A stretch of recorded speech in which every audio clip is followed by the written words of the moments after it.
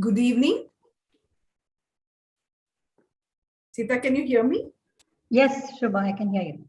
Good evening and a warm welcome to all our viewers.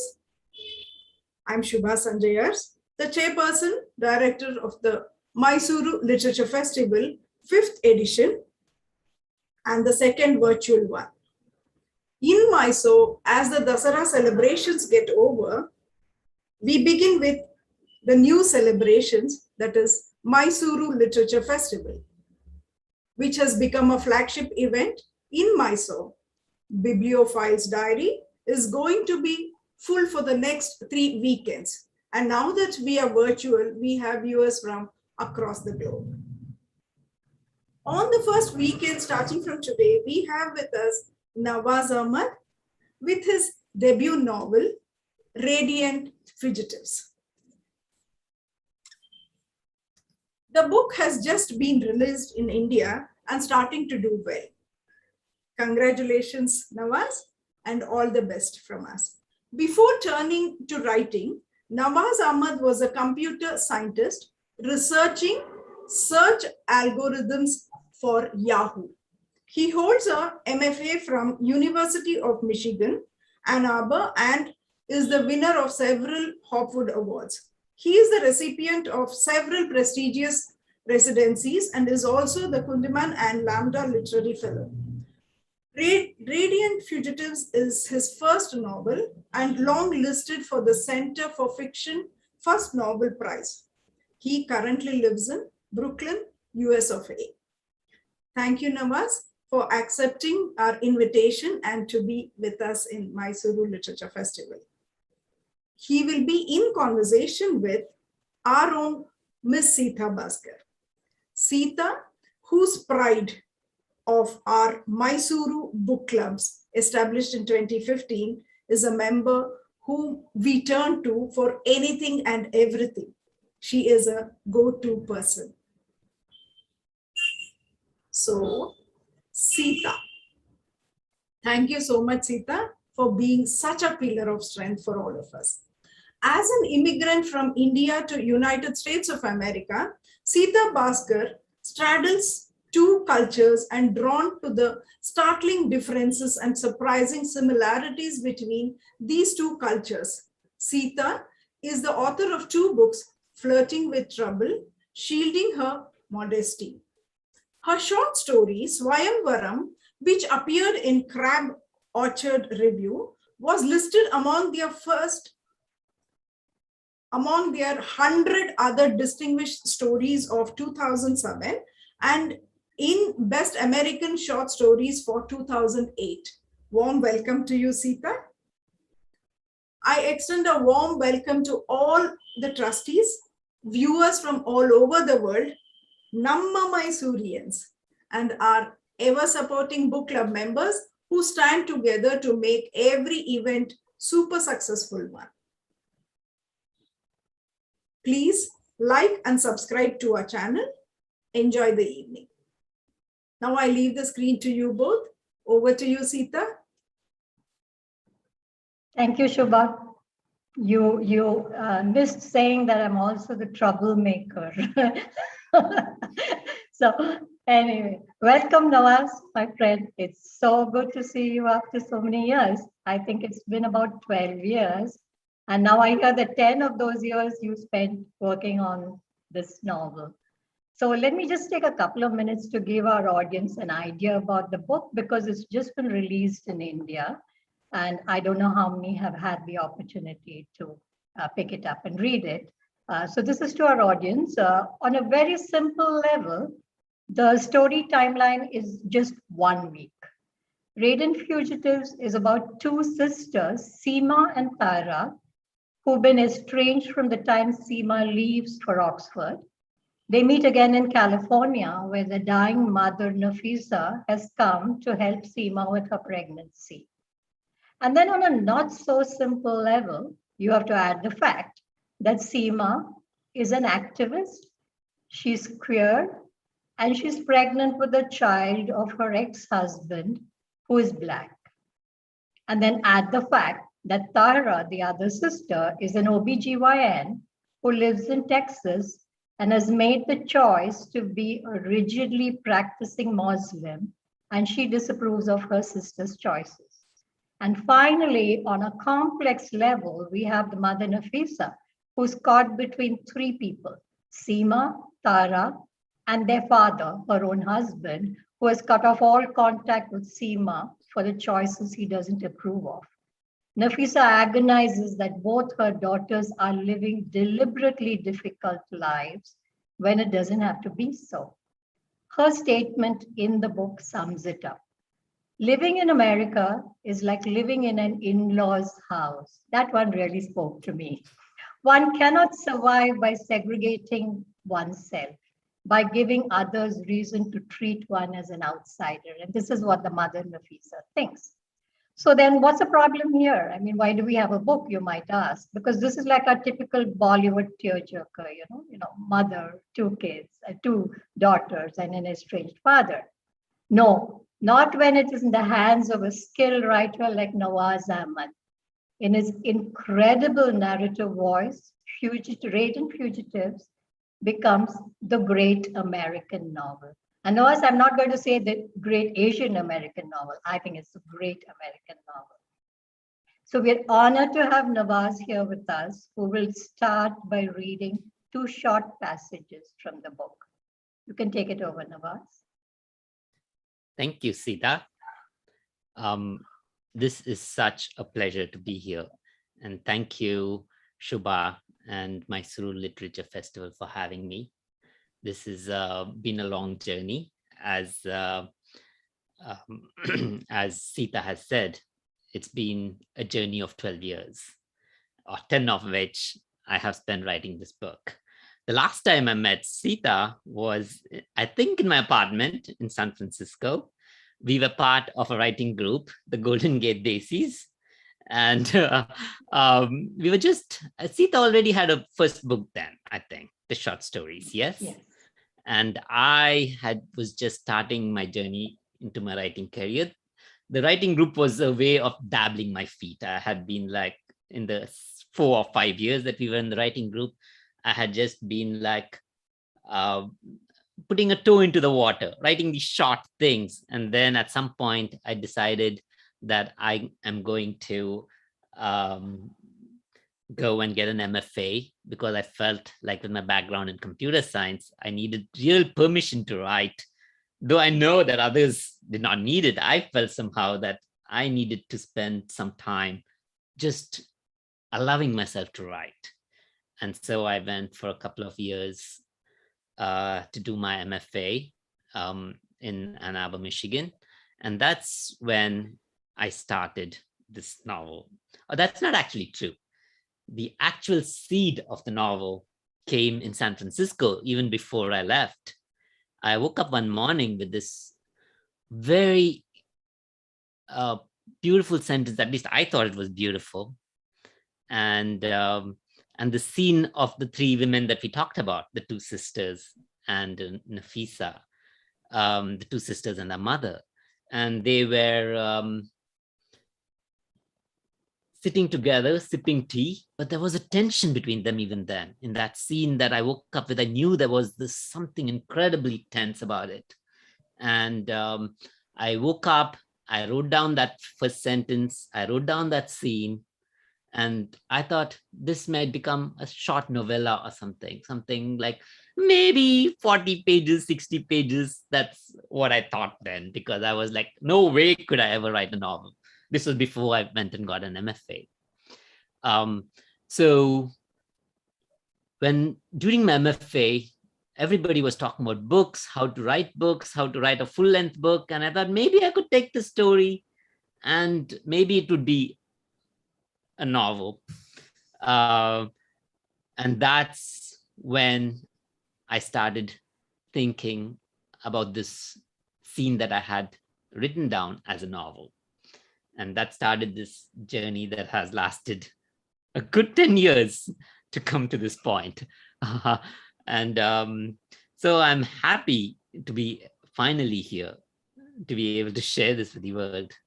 And I will start by reading from the very beginning, because I think that's the easiest.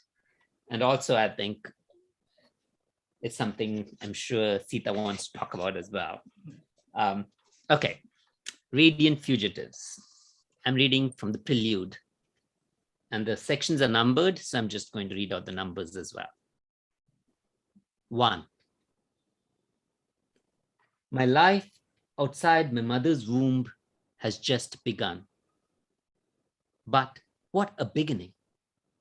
I'm bathed in a harsh light, buffeted by jarring noises from all directions, and besieged by cold hands and instruments that prod and squeeze.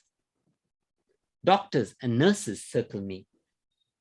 They apply suction to clear my airways of fluid and pump air into me to trigger my breathing.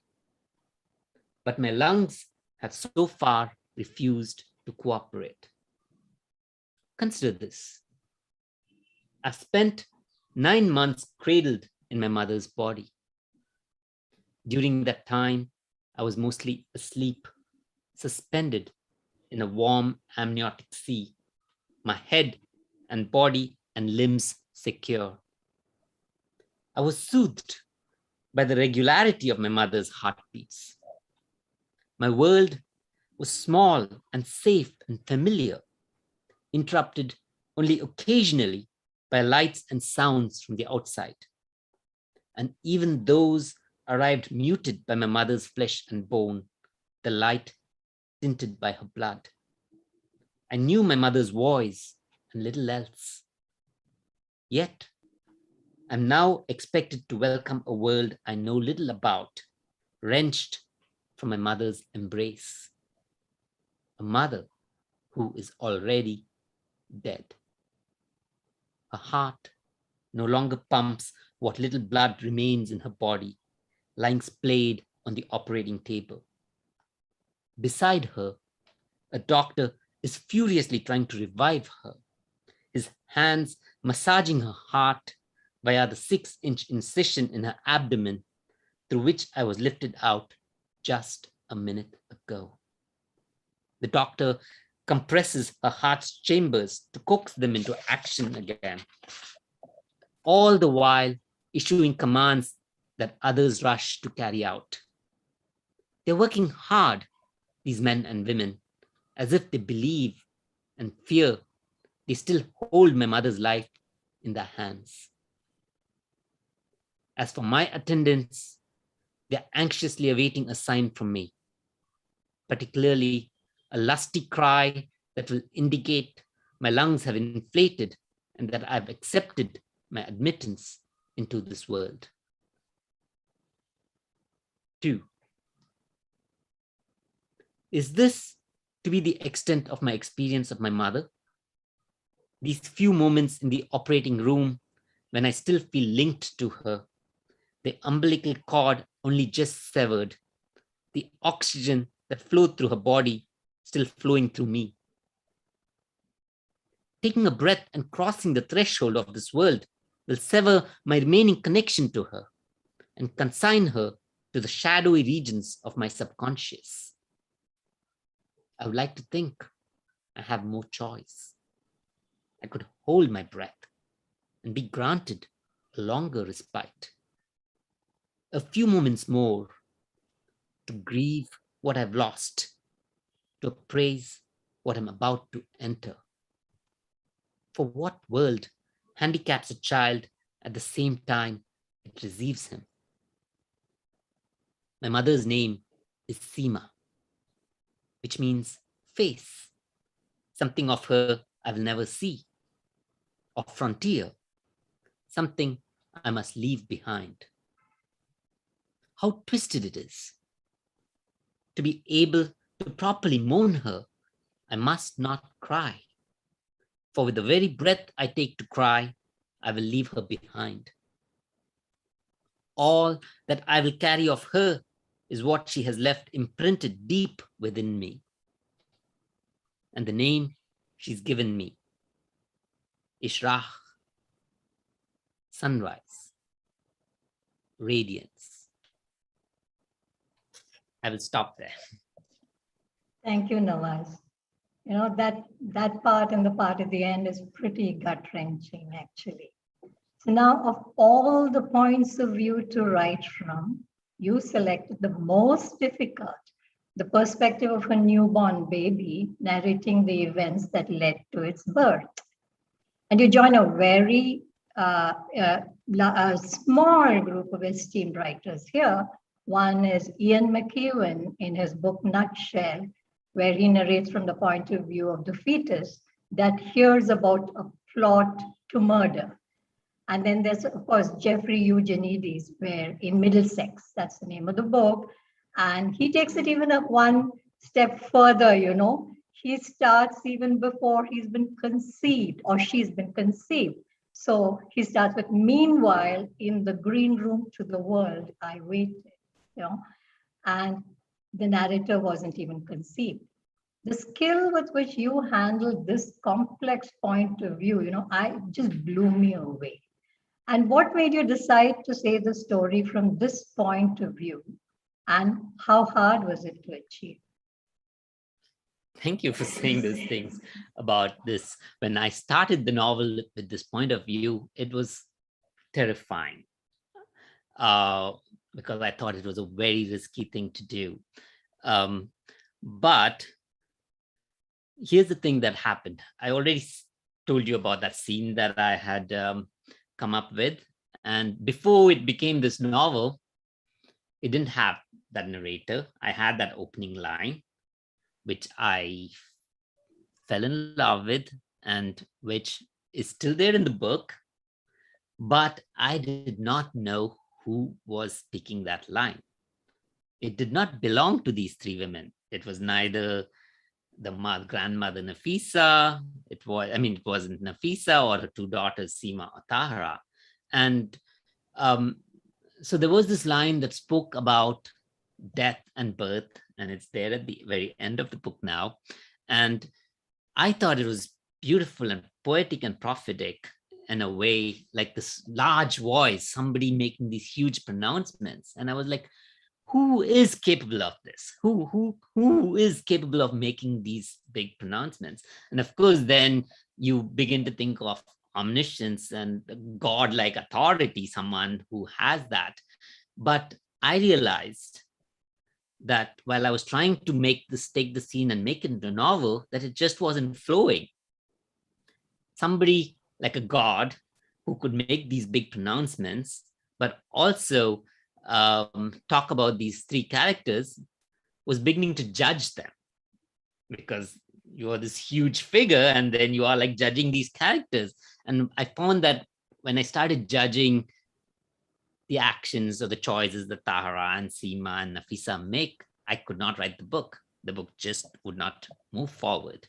I felt I needed someone smaller, someone who could be omniscient still, but who would treat these characters with love and affection and without judging them and let them be for who they are. It seemed like a puzzle to me, like, how do I balance this? This did not seem like a possible thing to do. So halfway through my MFA, the first year, I struggled with this, trying to make this story into a novel. And so for a whole year, I was like adrift. And then I was running by the lake during my MFA one afternoon, and it suddenly struck me that if there was a narrator that I could think of, and that scene that I had already had Seema as pregnant and 9 months and about to give, that was the reason for all these other three characters to descend on her. And I thought, if I made the child the narrator, then that would solve a lot of problems. Of course, it was a risky thing to do. I mean, who would think of a narrator? But you're right, Jeffrey Eugenides' book was already there at that time. Ian McEwan hadn't written his Nutshell at that time. And so there were very few models for that. But I felt that by taking this risk, I could do some of the things that I always like about novels, which is experiment with a form. One thing, where if you start off with a big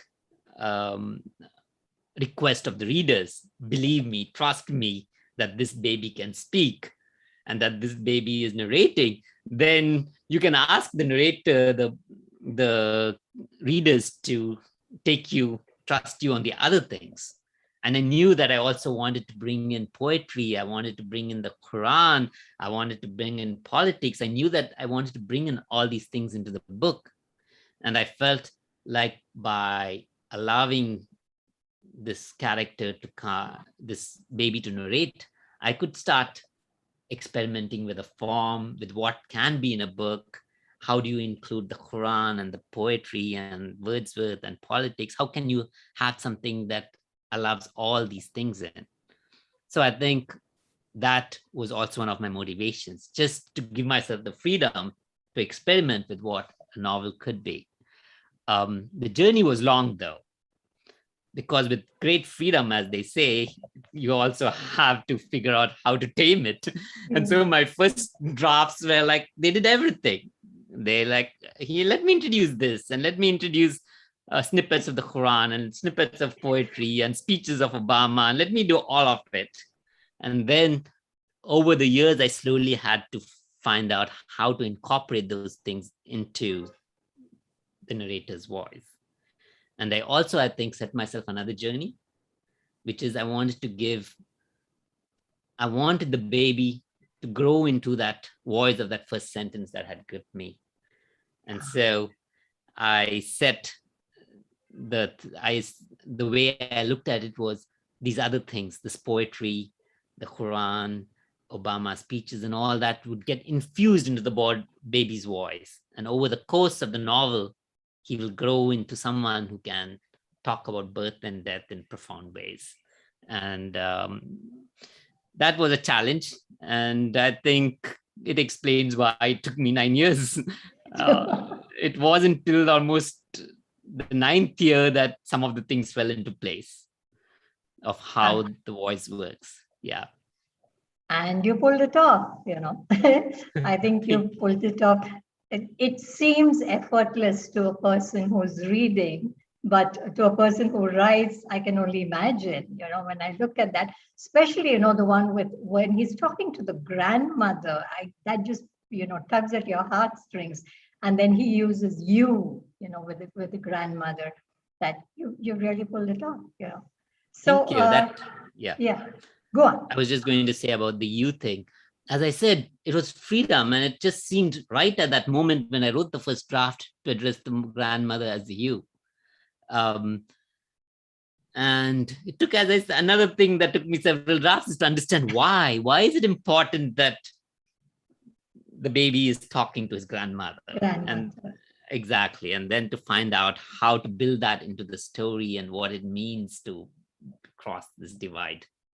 Because he's being born and the grandmother is dying. So there was this cross life conversation happening. Almost as if he's pulling her in, with every sentence that you read, grandmother, he's pulling her into this narrative, And this book has a lot of moving parts, Nawaz. And, reading this book really to me is like taking a masterclass, masterclass that covers gender and sexuality, politics, race, religion. And then you go even further, first point of view, cooking, geographical setting, narrative voice, So one need not take several classes. If someone asks, we can just say, oh, just go read Nawaz's book and you'll come across everything that you need to know in his book. And so, I'd like to address these one by one. To me, really, each one of these requires a 1-hour session by itself. But since we don't have 10 hours, I'm going to try and compress the whole thing within the little time that we have. Hopefully we'll cover a few things, The first thing is politics. Normally, writers use political events as markers, to give a timeline to their story. So you might talk of 9/11, or you might talk of the Iraq War, or you might talk of Hurricane Katrina, and that puts you in that month and that year, But you have chosen to place politics front and center by putting your characters into political roles. Seema's campaigning for Kamala Harris in her run for the California Attorney General. Then earlier on, Seema says she can't be preoccupied with love while Iraq is disintegrating. That's politics for you again. So it allows you to get up close and personal with so many political issues. And then Seema gets an official offer to join the Howard Dean presidential campaign. I love that you went back to Howard Dean in and after the Iowa caucus. We all remember that particular Iowa caucus. So, I think that you could have written another 300 pages about politics and still kept your readers enthralled. So tell us about this, and were there pages that you had to discard? Thank you. Thank you for saying that, because I think the political aspects of the book were things that I had to hold on to as a writer, because it was a thing that readers, agents, not my current agent, but other agents and other readers, and were saying the thing to take out of the book. They said, we just want to hear about the family. We do not really want to hear about politics. This is not what literature is about. Literature is not supposed to write about politics or those dirty, gritty details. We want something that's more universal, less specific. And so those were the kind of comments I heard. What happened was, as I said, I had this thing about the three women that I was trying to write about. But in order to write about them, I had set them in San Francisco, and I had set them around the time when there were other things also, happening in the country while I was writing the book. When I started the book, this was 2010, and Obama had been elected, and the country was very hopeful then. So I was trying to write at this, but I found as I was writing this story about these three women, that politics kept intruding into the story. I just couldn't leave it out. Being queer, being Muslim in America has political implications. And the politics that is ongoing has implications for our lives. And they definitely control a lot of what we do. We're seeing it play out right now in India. We're seeing it play out right now in the US. Politics is a big force in our lives. And I found it very troubling that it's not meant to be a subject of literature. I was like, why not? This is something that is affecting our lives and affecting our families, how families react, how our lives are lived. And I felt like I wanted to definitely write about the impact of that. So as I said, the politics slowly started intruding into the book. And there were times when it felt like it was overtaking the book. Because when I started looking back, I had made Seema a political activist. And in order to give that flesh, I did have to go back and say, okay, if she's a political activist, then what kind of campaigns would she have taken part in? What kind of things would she have been doing? So I had to go and do this research in a sense of her past. And there is so much. Once you begin to think of what's happening in the world, there is a lot. And I wanted to bring in everything, at least in my initial drafts. And so then it was a question of picking and choosing, like what exactly goes into this book. So I think I settled on a few key things. And I was driven in those key things by my own feelings about some of the aspects of being Indian in America. I think even in 2000s, early 2000s, there were so few of us.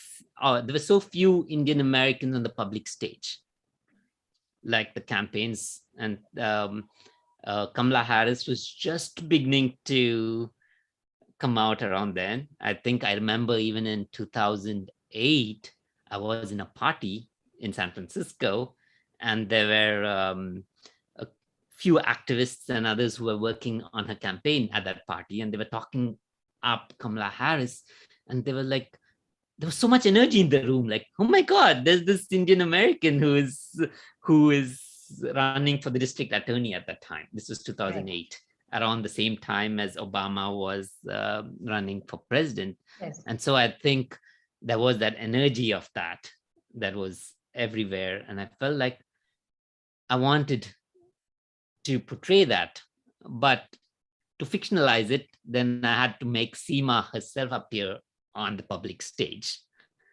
So I made Seema work on Kamala Harris's campaign. I also, in order to do that, I also had her work on the Obama campaign and in the Dean campaign. And I was like, hey, we need to show ourselves out there. I mean, I'm sure there are people, they're not visible.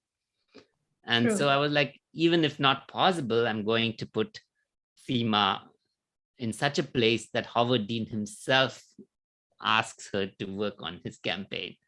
So I think that's the good thing about fiction. It's a bit of rewriting of history, but it's at least also a testing of possibilities, like what is possible for Indian Americans in the US. And now, of course, we have Kamala Harris as the vice president. And so that was a big thing. Yes. But in 2010, when I started, it was like, where are we and how do we get there? And so I was like, baby steps, put them first in campaigns. And it was so good to read. I mean, I just love that was your part two. I just love that because for me it could have gone on forever. Another 300 pages, I'd still be happy reading about that. And then I'd like to move on to race. What can I say? I mean, I remember we had a writers' meet in your place on November 22nd, 2008. And why do I remember that? That's because, John F. Kennedy, November 22nd. And instead of sharing our writing, we were all high. We were high on Obama's win. I remember that so well. And in your book, you've covered the Obama campaign in detail. Seema gets married on the day Obama kicks off his presidential campaign. And later on, Seema's qualms about Obama's inner circle being very white, her misgivings and a feeling of having been let down in the years running to the midterms in 2010. And that says it all. Have people who read your book told you that you put into words what they were unable to articulate for themselves about that time? I think, there have been people who have said that. And in fact, people have said, like, I wish I had been as prescient as Seema had been. Yeah. And I think what I was trying to do in the book while writing it was to put into words what I couldn't articulate myself. There had been all this hope. Yeah. And within a couple of years of the first 2 years of the Obama campaign of presidency, there was dashing of that hope. But I'm not going to say that I was surprised. I think I believed even then that the country would not let Obama succeed in the way he wanted to succeed. Mm-hmm. I believed that. And that I also believed that there were only certain things he could do. I think that's one of the themes of this book, the constraints that are placed on us, whether it's politics, whether societal forces. And Obama is also a character of his time. Correct. He has brought up in this US. And it was impossible, of course, to write about his campaign without talking about race and the forces of race and all the rest that constrain Obama himself. Correct. And that will be the reason why he cannot succeed. He is definitely has two constituencies to balance. He has his people, and then there's this wider country that can maybe only allow, at least I felt then, and I still think it's true to a large extent even now, allow people of color to succeed in only particular ways that do not take power completely back.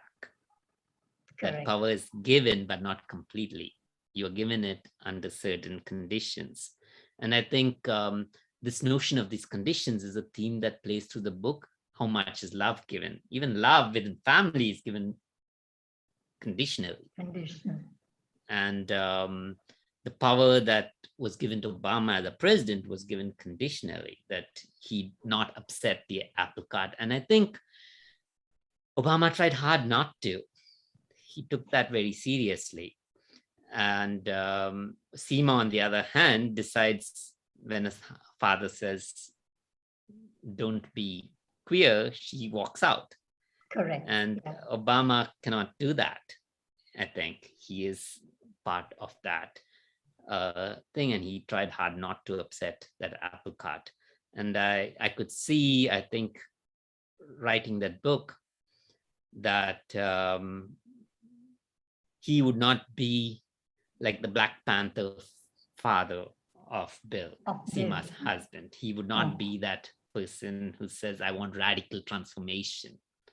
We need to radically transform society to make it more equal. He was more incremental.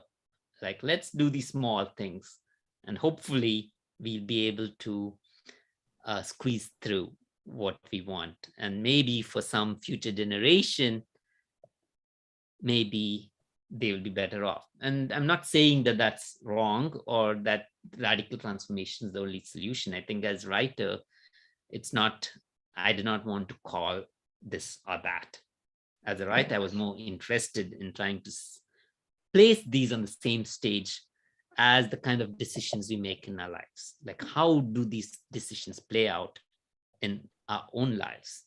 Do we speak out against certain forms of oppression?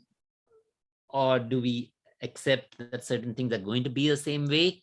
And do we only push where we can? And I think various characters in my novel do it in various ways. Yes, yes. Seema is the most outspoken. She's like, anger, transformation, revolution. That's what she wants. Tahara, on the other hand, her sister, is less likely to be political in that way.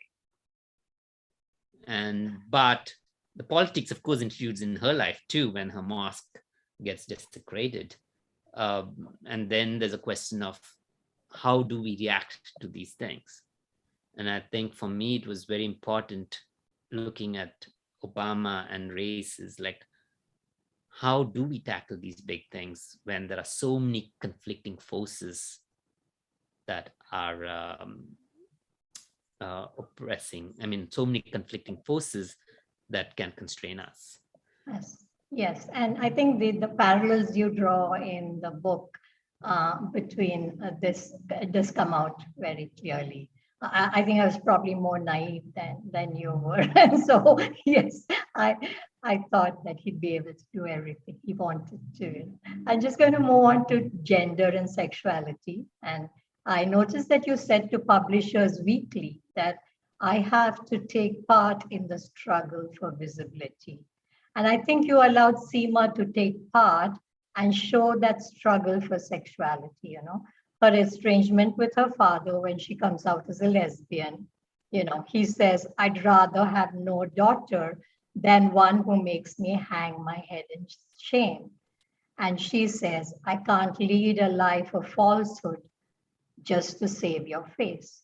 And then her struggle results in her distance from her family, her decision to marry Bill, her decision to keep the baby after, you know, what I call as divorce sex, you know.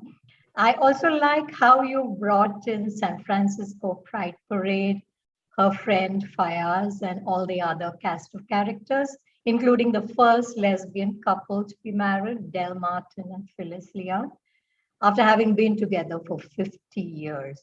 How hard was this for you to write? I think I knew when I started out that I was going to be writing a book that was important to me. I mean, to my own life as a gay man, as a Muslim man, as a brown man in America. Um, I knew that that was something I wanted to deal with in my fiction, at least in this book, hopefully, if not in all the books, but at least in this book. Because I think, as I mentioned there, visibility is important. Because visibility is what gives us the sense of possibility, like what is possible in our lives. I mean, you mentioned Del Martin and Phyllis Leon, who Seema is kind of taken in by, because they're a couple who've been there for 50 years together, and they're like they start the first lesbian group in the US, and they've been together for 50 years. They're the first couple to be married. When Gavin Newsom, the mayor of San Francisco, suddenly legalizes same-sex marriages in the city.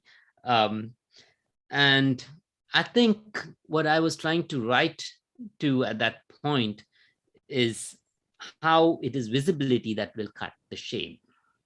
That unless we have more of us out, more queer people outside, and there will be shame associated with it. And so there is this very traumatic but necessary coming out. There is some thought that sexuality should be a private thing, and that why do we have to broadcast it? And the issue is heterosexuality is very public. We see it everywhere, and it's the norm. And if we have to make space for ourselves, for when I'm talking of ourselves, I'm talking of queer selves, we have to be able to point to something or have some models we can copy or look at and say, okay, that is something that we can aspire to. And if we don't have that, I think there's just a lot of not really shame, but also the possibilities are foreclosed. And I have always looked to people in my own life who have inspired me. Like when I came to San Francisco, I joined Tricone, which is this South Asian LGBT group. And there were some long-time couples, like in fact, Arvind and Ashok, who joined it, have been together for so many years when they joined it, when they created it. And it felt important to me that be represented. And I think Seema longs for that when she sees Del and Phyllis, that if there had been somebody like that, if that was also part of the norm, then her father would not have exiled her. And I think it stems from that place of trying to create examples. Of course, there's this other aspect of it where I could only make a complete positive representation and say, have Seema be completely out and proud, which she is, but then she also marries Bill for among other reasons, also a political reason, because she feels like there is a fight there that's important. And so I did complicate my queer characters as well. So they were not like represented purely by the queerness, but also to bring out these constraints and these other things that are influencing how we choose to live our lives. And so I think it was good to have a variety of characters like Fiaz, who is much more embodied in his queerness. His mother, for example, is practicing Muslim, but she accepts Fiaz, which is a different way, and that would lead to a different set of choices or different set of possibilities. And so I wanted to create these various different tensions even amongst my queer and characters, like what are the choices we make, and how do these choices affect our day-to-day decisions. Correct. Yes. Seema's choice of marrying now feels like she cannot tell her mother that she's a lesbian again, or not that she was always a lesbian, even though she Yes. married. She can't bring herself to say that because she feels like it's coming out again. So I Correct. think, and that's a common thing for so many queer people when coming out becomes a daily thing, like you have to keep enforcing it and um, having to come out every day is quite a burden. And hopefully with visibility and lack of shame, that would change. And so I felt like that's part of the struggle, and I wanted to add to that. I think, the takeaway here is visibility is possibility. I think I really liked what you said about that. And I'm going to move over to religion, So I'm just going to say that I really liked Imam Zia, the soccer fan, very much. And Arshad, who is Tahira's son and Seema's nephew. He's one cool kid. There's something very symbolic about him throwing his prayer cap in the air and saying, it's just a cap.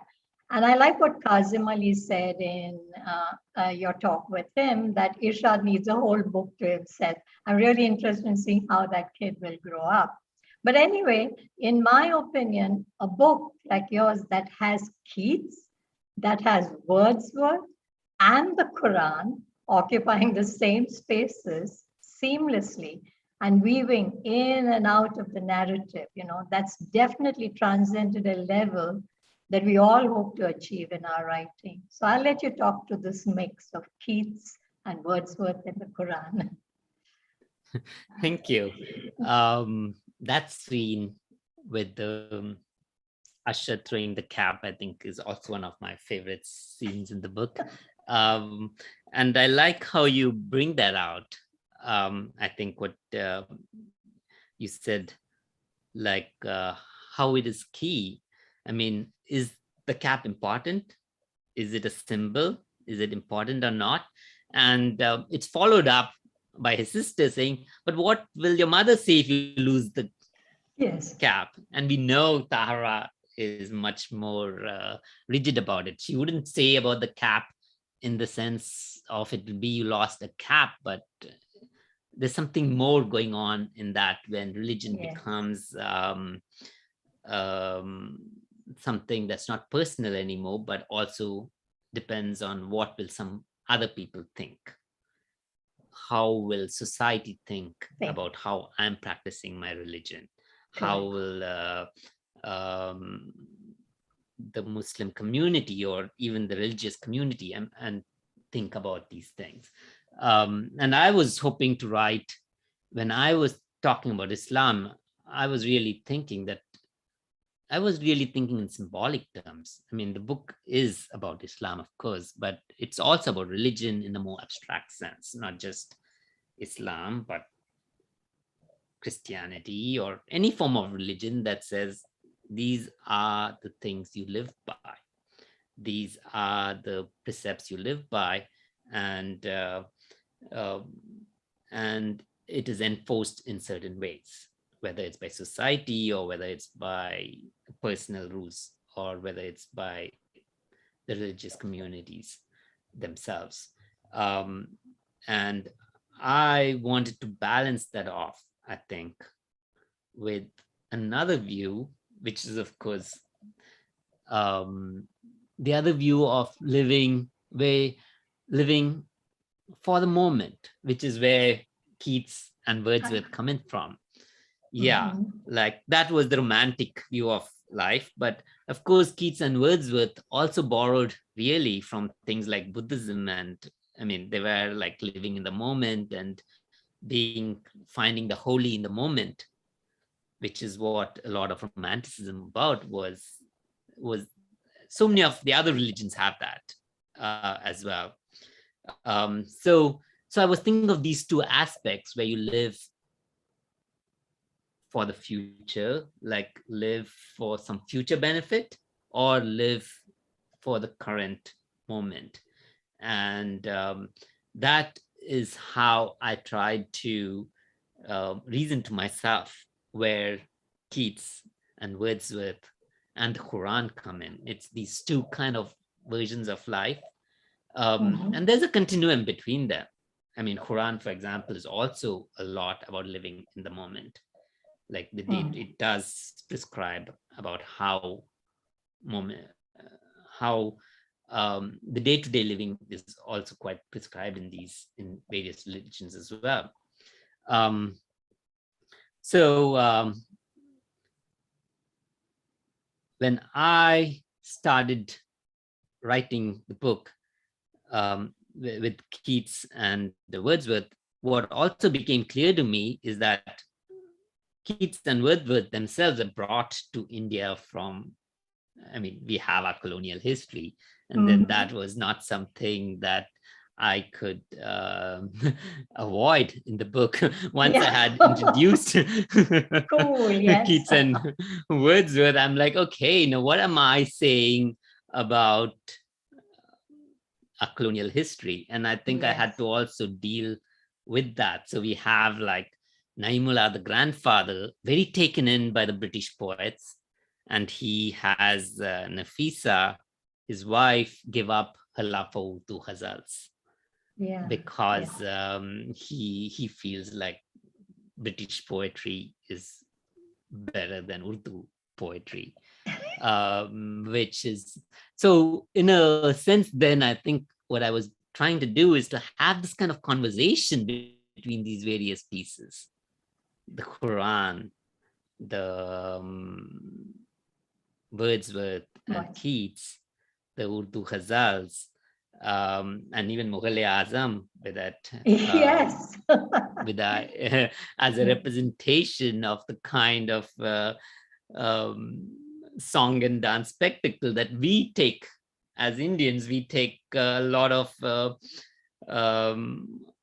wisdom from these things. I mean, how do we make sense of our world? We use these things, these cultural artifacts in our world to bring a meaning to our lives. And so I was like, let me show the various ways in which these things become part of our lives and how they add to it and sometimes even constrain us. And that was the way I worked on those. Yes, I forgot about Mughal-e-Azam, correct? Pyar kiya to darna kya. I'm going to move over to setting, particularly geographical setting. And when Fayaz took the characters around San Francisco, it was like having a guided tour of the city, How you weave it into the story shows your love for the city. And the fog, the famous San Francisco fog, the symbolic importance of the fog in your book, the setting in of the fog, the blowing away of the fog. You've used it so subtly in the book, and it's so San Francisco. Like, here's an example. It really, reached out to me.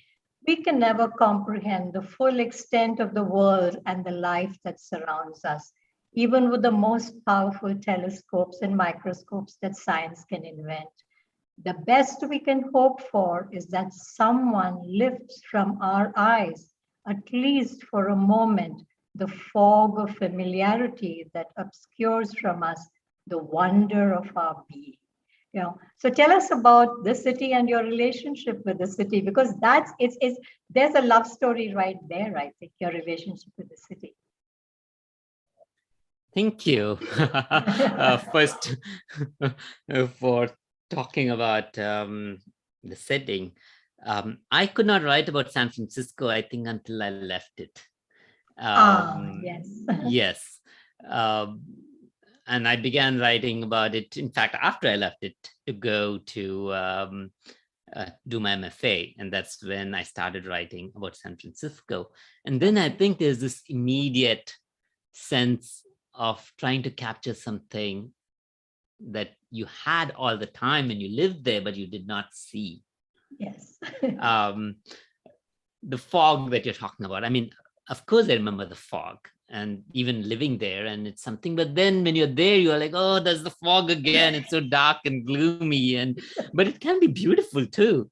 And while writing the book, I watched this time lapse video of how the fog descends on the city. I would watch it many, many times just to get a sense of how you have this beautiful city with the bright, shiny sides, and then slowly the fog creeps in from one side, and then slowly just fills the whole thing. It's almost a mystical experience to see that. And then the reverse too, when the fog just clears away and then you see the city again. And I think, to me, it became that metaphor, like how we take for granted these things and we let this fog just cover us, even the small things, whether our relationships, how we just take all these things for granted and we don't see how beautiful they are and how much they can enrich our lives. And the three characters who've come together for this week, Tahara and Nafisa, have in a sense forgotten what their love for each other felt like.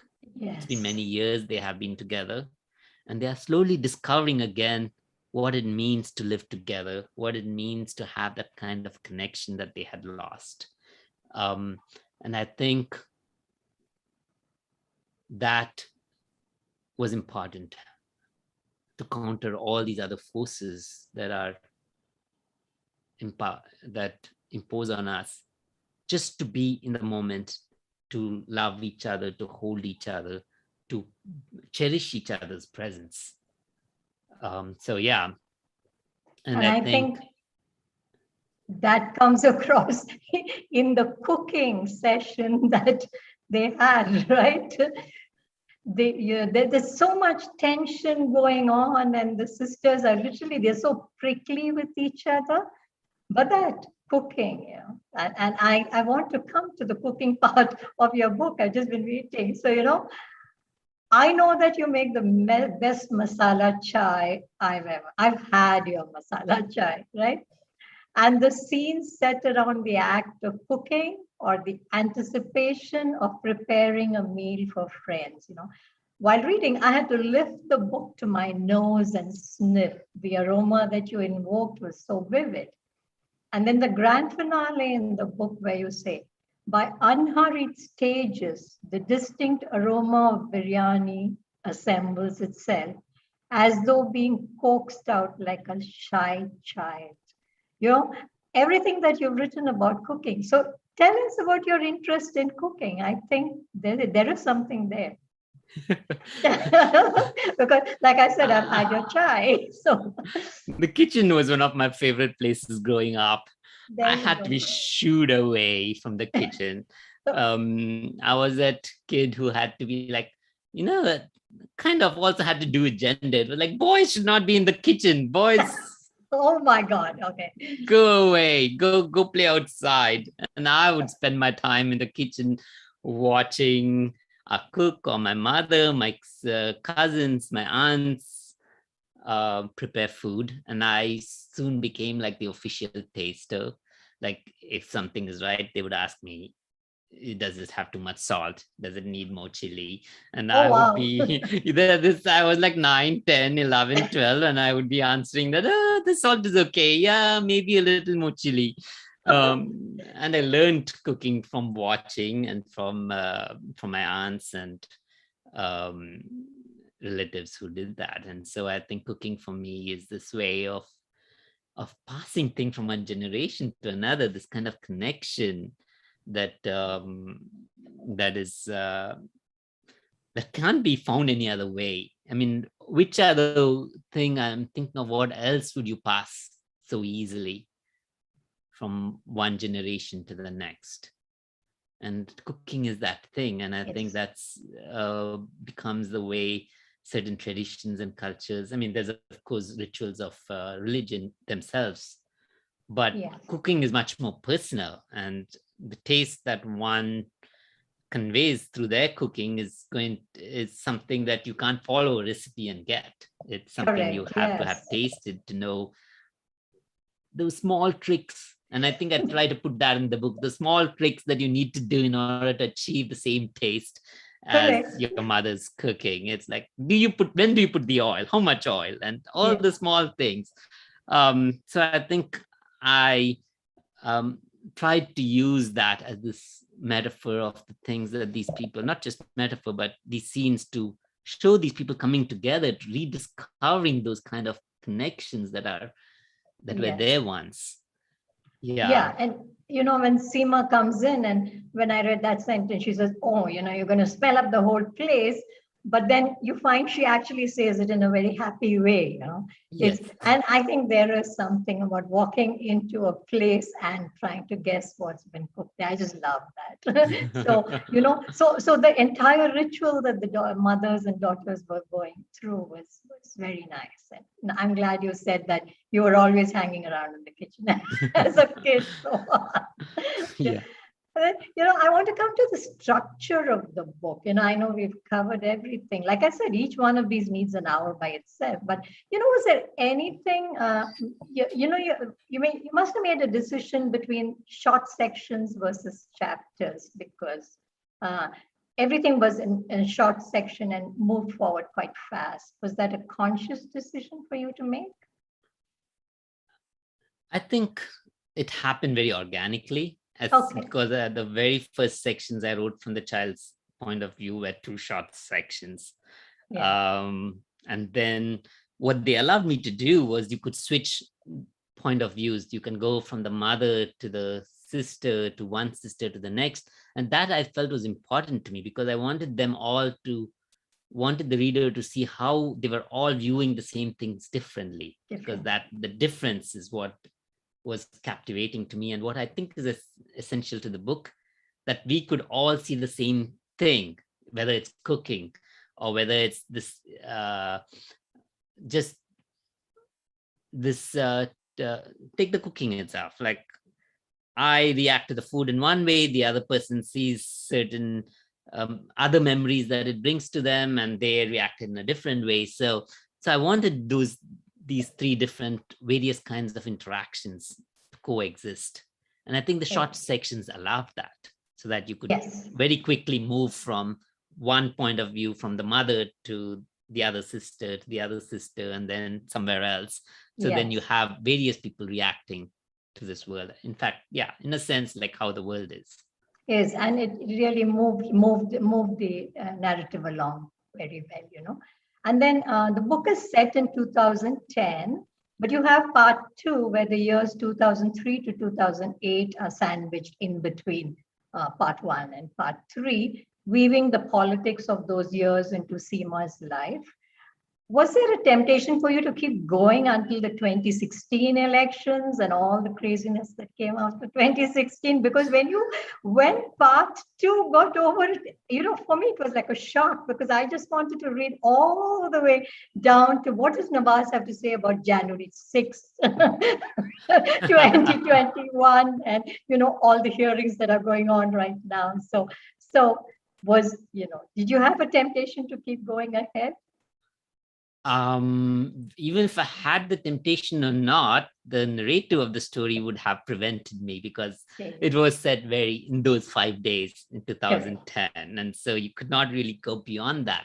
What I was happy with was that I think the period that I wrote about foreshadows a lot of what had happened later, not just in the US, but also in India. There's this way in which divisions are becoming more and more stronger, and the rifts are growing wider. And I think I just wanted to say, here's where we started, and hopefully the reader will take from that, extrapolate from that, all these further divisions that are likely to happen if we hold on to whatever is within us so strongly. Yes, I think you've laid the base in everything that you've said in part 2, and then the reader can interrogate it further if the reader is interested. I love that part. We have about 10 minutes left, and I can see quite a lot of questions. So I have my own questions, but I'll hold mine, and I'll go and find. There's a lot of things, people saying, I can't wait to get my hands on this book and so on. But There's someone who says, your story is set to take place within 1 week. Why did you decide on that short duration? Um, um, Initially, of course, it was how do I write a novel? When I started, it was like, how does one even write a novel? And it seemed to me that if I had a structure, 5 days, and then I could just fill in like what happened on each of those days. And that was a way for me to get into the writing of it. But also, I think, though the present of the novel is set in 5 days, I mean, the past goes all the way back to that time in India. I mean, we have from when the sisters are 9 years old and 13 years old. Then we have the whole 2003 to 2008 era where Seema and her is working on these political issues of the Iraq War and the various political campaigns, and where she marries and is going to have a baby. So I think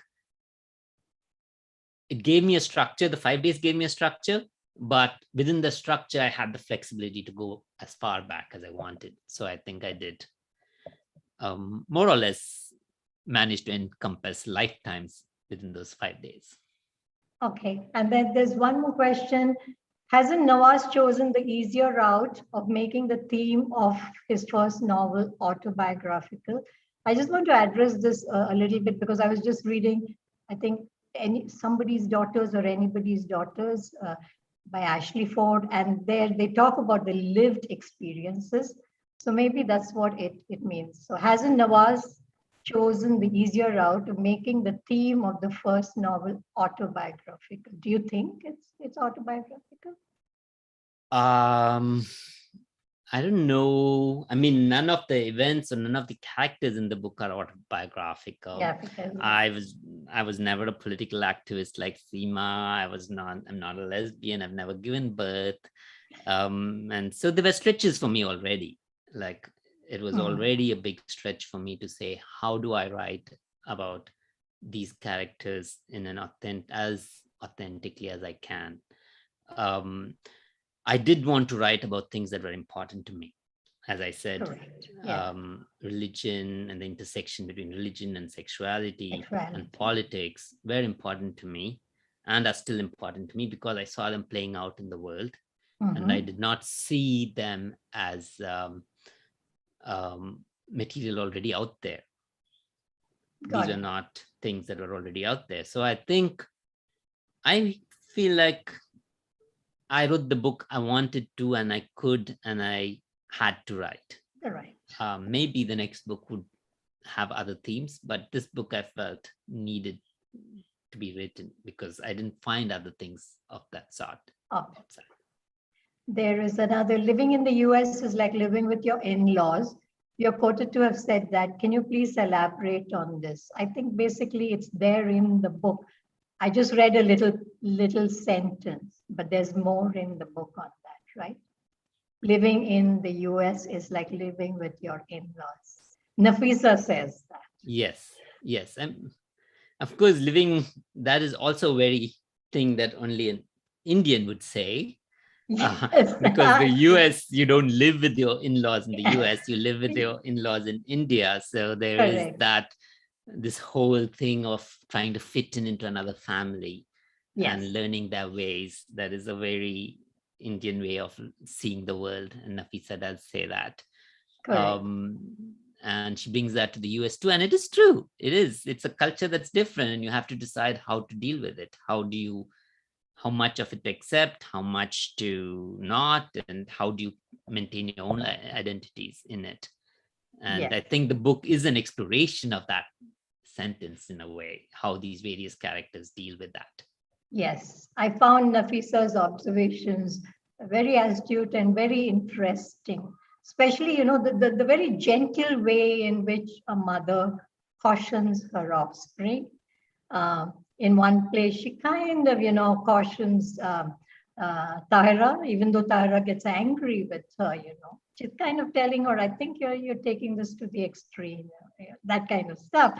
And there was, I think, another part where, she finally accepts the flaws that her daughters have. I wouldn't say finally accept, because most mothers or most parents know what No, flaws they she should knows. She knows. Of course, she knows. yeah, we just won't allow anyone else to say it, but in our minds, we will. So I think there, she, in the end, I liked Nafisa very much. I mean, I just felt her and the relationship between her and Ishraq, the Ishraq.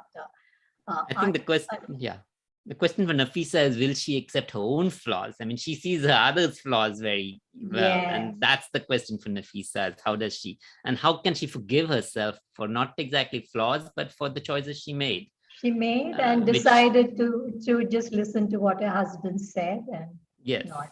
But I see the last where she comes to the US to take care, to San Francisco to take care of Seema's Is all- delivery, yes.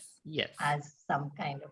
Then we have another one. How much of your personal experiences in the Obama era administration helped you shape the characters?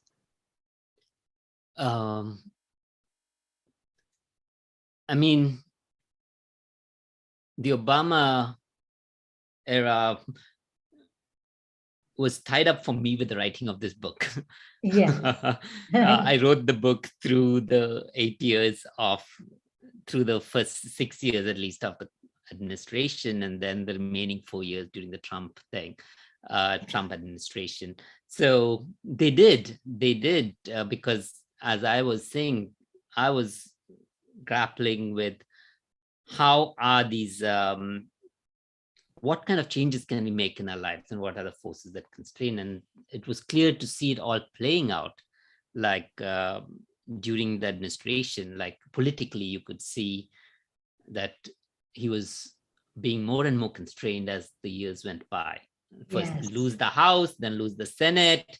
And then by the end, there was this whole notion of where he could not even get a Supreme Court justice through. And then we had Trump come in and replace the whole thing. And so I think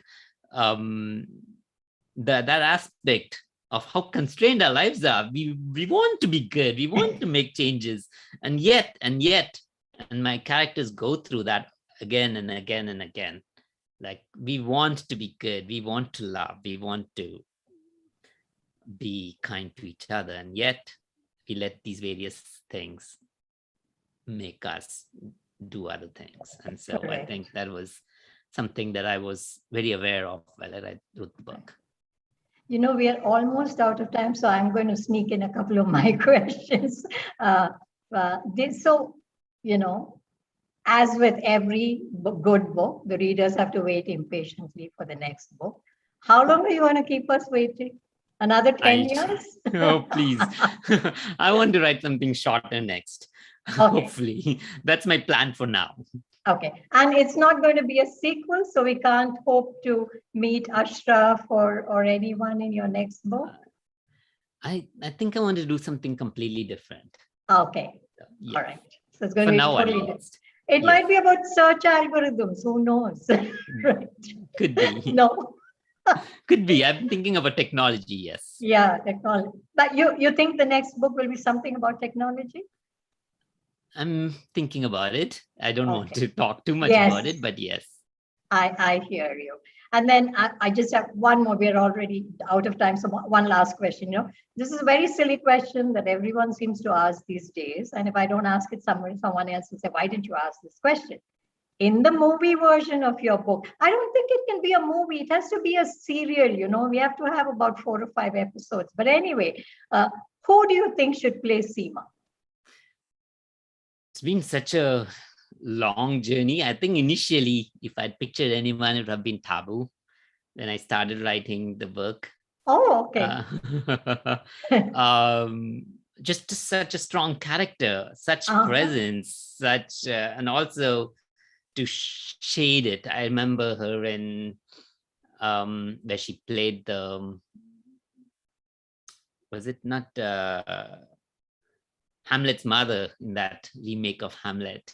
Okay. Either, yes. I mean, that character I think is such a juicy one, but that's just me. I mean, I'm happy if anyone would take Okay. who anyone I- interested would do it.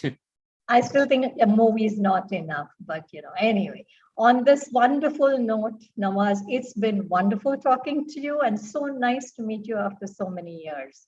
Thank you for making the time to come. Everyone from the comments I'm seeing on the site, everyone seems to have had a wonderful time. Thank you. Best of luck with your next book. And if there is anything you want to tell us, please take the stage. What did I want to say? No, thank you first, Sita. I mean, you reached out to me about this and I was so excited to be on this finally, because it's like 12 years and I was very excited to hear back from some of the friends that I kind of lost in touch when I became like immersed in the book.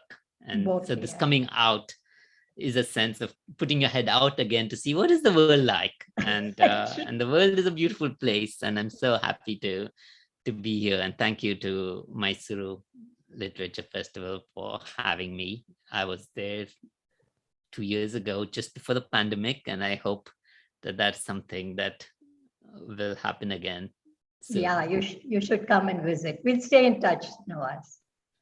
Yeah. Thank you. Shubha?